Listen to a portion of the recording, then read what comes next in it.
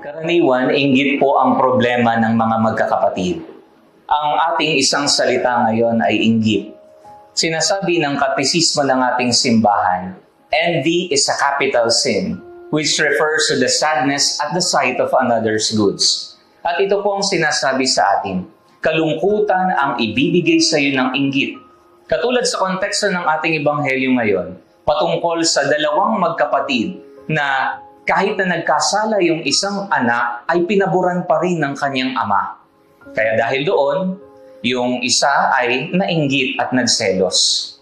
Pagkainggit, ang tanong, mabilis ka bang mainggit? Ang sabi ng isang manunulat, jealousy is when you count others' blessings instead of your own. Lagi na lang kasi nating tinitingnan yung mga biyaya na nararanasan ng iba, kaya tayo nalulungkot. Ito ang paalala para sa ating lahat.